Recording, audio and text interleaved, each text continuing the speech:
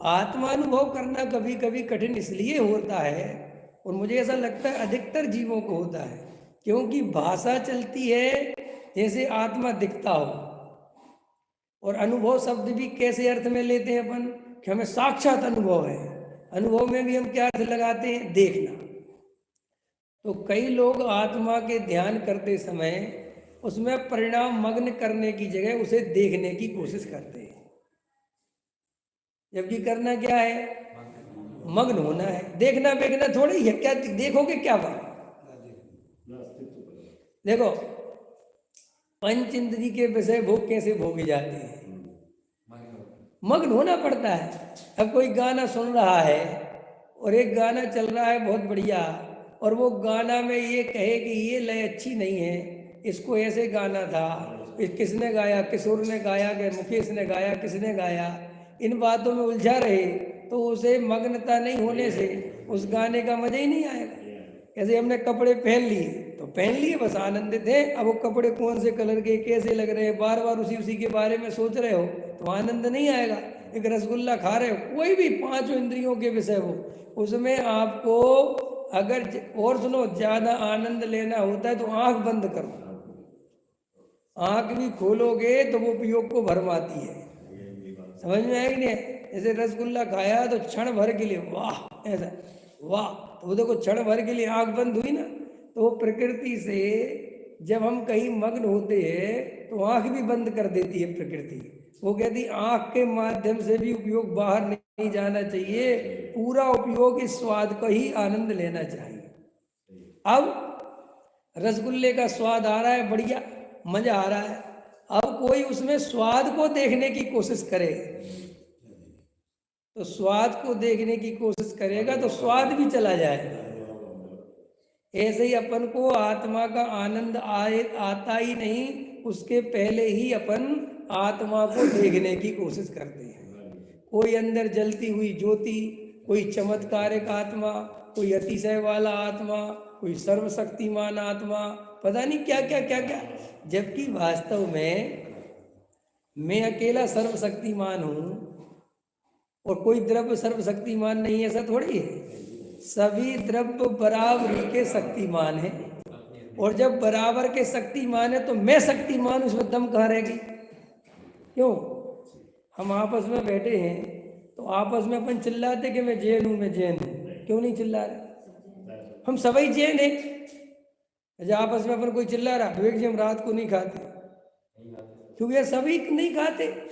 हाँ, लेकिन तुम खाने वालों के बीच में बैठे हो, रात की शादी हो, तुम्हारा कोई फंक्शन हो, तो वहाँ सब खा रहे हो तो तुम कहते भैया मैं नहीं खाता, तो वहाँ तुम्हारा कहना उचित भी है कि भाई नहीं खाते।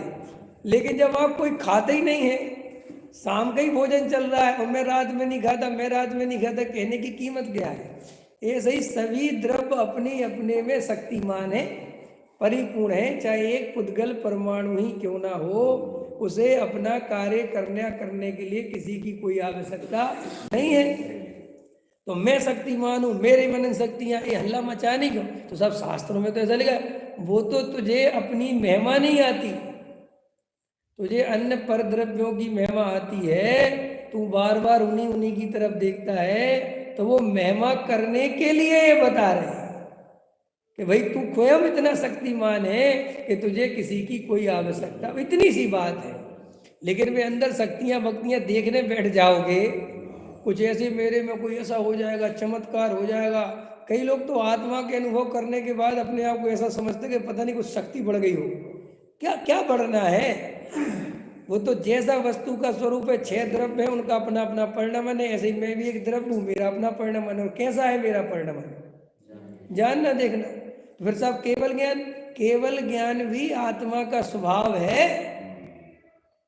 केवल ज्ञान कोई अलग से चीज नहीं है, तो आत्मा का अनंत ज्ञान है, वो भी ज्ञानावरणी कर्म के कारण ढका हुआ है, समझ लो। वो तो केवल ज्ञान तो हमारा स्वभाव है, पर पदार्थों को, सारे जगत को जानना, ये तो मेरा स्वभाव है। ये कोई मेरी कोई अलग से विशेषता नहीं है। तो सब द्रव्यों की अपनी अपनी विशेषताएं हैं, और वैसे देखा जाए तो सब अपने अपने में मग्न है। तो ऐसा अनुमान आदि से जानकर, अब क्या लग रहा है टोडामल जी को, देखो देखने लायक, बहुत अच्छा गजब का है ये सब। जैसे मृतक कलेवर आदि हैं, इस प्रकार अनुमान द्वारा वस्तु का निश्चय करके उसमें परिणाम मग्न करता है, इसलिए अनुमान परोक्ष प्रमाण कहा जाता है। अथवा अब काय में मग्न करता है, जो उसने आत्मा का निश्चय किया तो वहाँ आत्मा दिखता तो है नहीं, देखने की व्यवस्था तो है नहीं। तो जब ये बात हमें पहले ही से निश्चय हो गई कि आत्मा दिखेगा नहीं, समझ में आया, खाली आत्मा महसूस होगा, खाली उसकी सत्ता भाव भाषित होगी कि जानना देखना जहाँ हो रहा है वही आत्मा है। तो वो क्या करेगा, जानने देखने वाले में अपने परिणाम मग्न करेगा। परिणाम मग्न करना माने मैं जानने देखने वाला हूँ, रागादिक संयोगादिक वाला मैं नहीं हूँ। तो ये रागादि में संयोगादि में जो उपयोग जा रहा था, वहाँ से उपयोग हटाकर केवल जानने देखने रूप उपयोग रह जाए, केवल ज्ञाता दृष्टापना रह जाए और समस्त प्रकार के विकल्प टूट जाएं, ऐसे अभ्यास को आत्मानुभव का पुरुषार्थ कहते हैं। समझ में आया क्या बोला मैंने?